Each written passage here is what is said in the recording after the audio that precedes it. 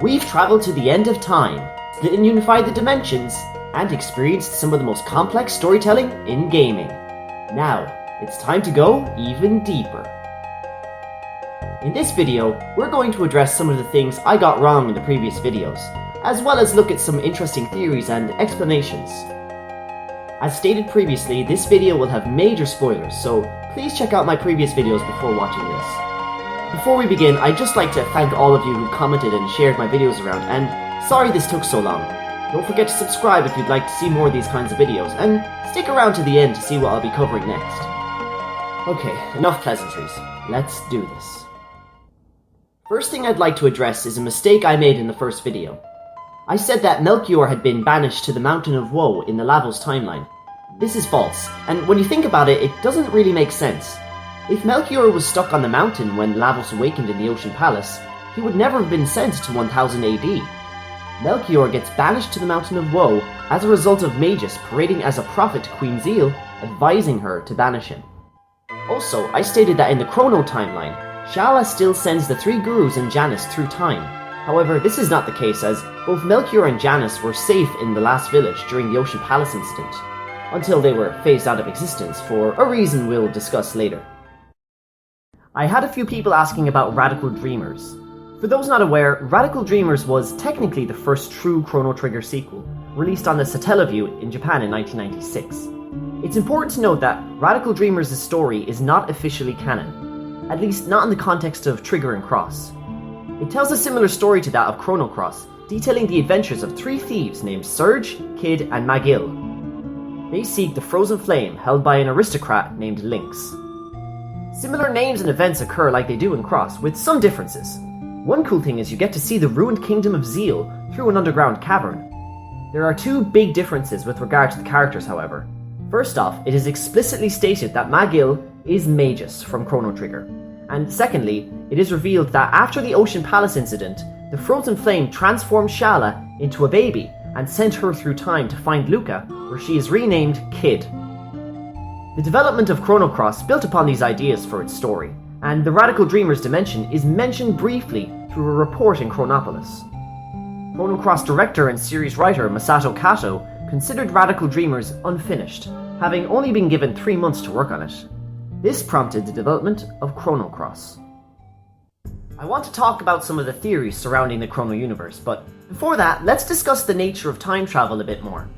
Again, I want to thank the guys at Chrono Compendium for their articles, which were the basis for my research, particularly the article Principles of Time and Dimension Travel. To begin, we should clear up one thing. In the Chrono Universe, there is no such thing as destiny. This is simple to explain. If it was Chrono's destiny to defeat Lavos, then when he warps to 2300 AD, he should arrive in a happy future, right? Instead, people have free will, and in the case of time travelers, this free will has the power to alter the timeline in which they occupy. In the first video, I mentioned the Grandfather Paradox and how it is used to explain how Maril disappears in 600 AD. Well, as it turns out, the Grandfather Paradox does not exist in the world of Chrono. This is thanks to a phenomenon known as time travelers' immunity. In essence, people who travel through time are immune to the effects of changes in the past. Causality and consequence are hence broken. A good example of this is outlined in the main event of the game, killing Lavos. Chrono and gang kill Lavos in 1999 AD, creating a new timeline. Now if they warp to the future, they won't arrive in a desolate dystopia, rather a happy future. So if this is true, how does the earlier Chrono see the recording of the Day of Lavos? Or find the epoch that lets them travel to Zeal? The answer is it doesn't matter, as time travelers are immune to the changes. So then why did they explicitly explain the Grandfather Paradox in Trigger? This is actually a paradox in itself. Maril disappears based on the possibility of Queen Leene dying, not her actually dying. When Maril returns, she describes a cold and dark place that she went to while Leene was in danger. So what's going on here? One way of explaining it is that Masato Kato didn't have full control over Chrono Trigger's plot during development, and so wasn't able to implement the strict rules he had laid down for himself to the whole game. Quite possibly another person on the team added the Grandfather Paradox into the game, not realizing that it didn't fit in with the rest of the time model. Another theory is that the planet's will itself, known as the Entity, actually phased out Maril. The entity is theorized to have created the initial gates for Chrono and gang to travel through. Why? Because the entity needed someone to kill Lavos. What better motivation to get Chrono and the gang to start their adventuring than to see a princess literally disappear before their very eyes? This would give Chrono a kick up the arse and set the events of Trigger into motion. Time Traveler's immunity is super handy for time travelers as well. Even if another time traveler were to travel back in time to kill a future time traveler before he started, the future time traveler would still exist anyway, as he's not bound to the events in the past. Instead, that world's version of the time traveler would just die. Which brings us nicely to another point we should make. Say that Chrono travels back in time and messes up in some way. Maybe he awakens Lavos in 600 AD by accident. If this timeline continues, a version of Chrono living in a desolate and dark world would have been born and raised, as opposed to the one in a fairly okay world. Now, what would happen if the original Chrono traveled to, say, 1005 AD? Would there be two different Chronos that have experienced two different upbringings and timelines? No. This would violate one of the key tenets of not just the Chrono Universe, but of science itself, the conservation of energy. If a new Chrono existed, he'd be a duplicate of the original, something created from the new timeline, which in the context of the current timeline is nothing. Something can't be created from nothing. Even when changes in the actual game occur, such as the Black Omen appearing, when Chrono comes back to the present, there is no new Chrono. This is called Time Bastard. Time Bastard states that duplicates of time travelers cannot exist past the exact time of the original article's departure. Every version of Chrono that reaches the time he first traveled through time at the Millennial Fair gets pulled into the darkness beyond time. This explains what happened to Janus and Melchior after the Ocean Palace incident I mentioned earlier. The original versions of Melchior and Janus travel to their respective time periods in the original timeline, but in the new one, they get pulled into the darkness beyond time at the very moment the original versions would have first traveled. Even the Elder of Last Village states that they were sucked into a gate around the same time. Now, it's important to note that Time Bastard only eliminates a duplicate at the exact moment of the original's departure. For example, if Chrono decided to travel back to 998 AD, he would meet himself and everything would be fine. The original Chrono could even say, hey, yeah, sorry about this, but in 1000 AD, you're going to phase out of reality. But hey, you get to meet a really hot chick beforehand, so that's nice, I guess. This is also shown in-game. Robo can meet himself plowing the fields of Fiona's forest after he's finished the task already. Magus also warped back to Zeal and met himself as Janus, and everything was fine. I hope that makes a bit of sense at least. However, as is the nature of time travel, even more issues arise with the events in the game that violate the laws presented thus far. Consider this. We've proven that nothing is predetermined, that is, nothing will always happen until it actually does. When someone travels in time for a year, when they come back to the original time, a year will have passed. But what about Ayla? Ayla is the progenitor of the Guardia line. That is, Marl and Ayla are related through millions of years and hundreds of thousands of generations.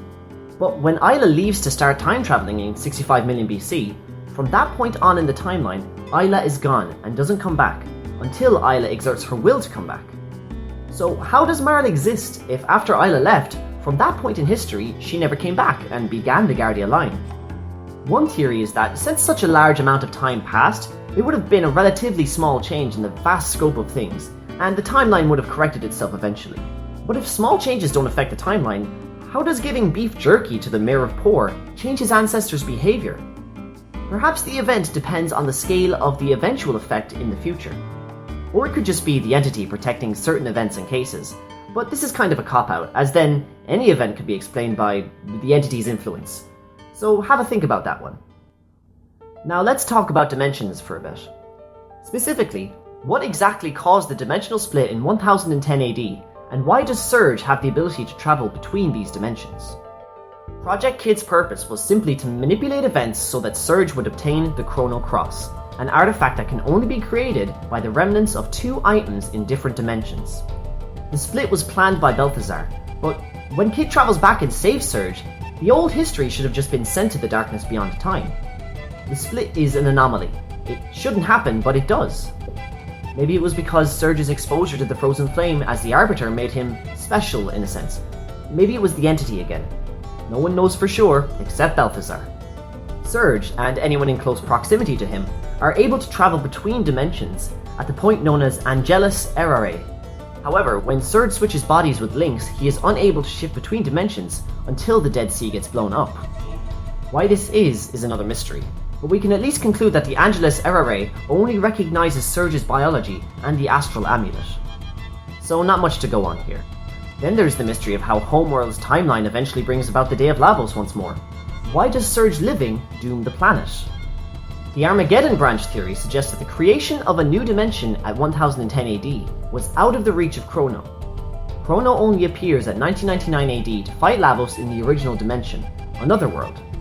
When Chrono travels through time, he can only reach a destination within his own dimension.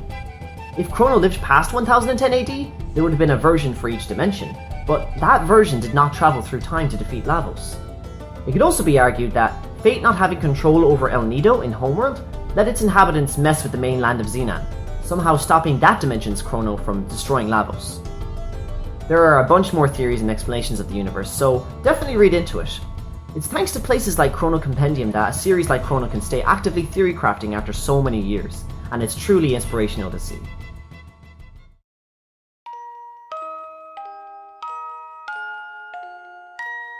Chrono Trigger and Chrono Cross are just video games, meant for entertainment.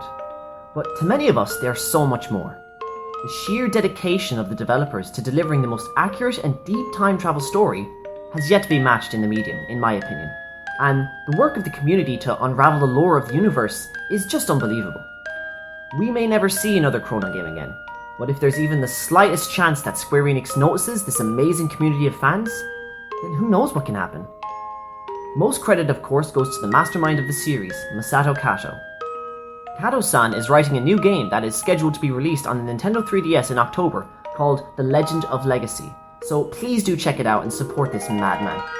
Finally guys, thank you so much for watching my videos.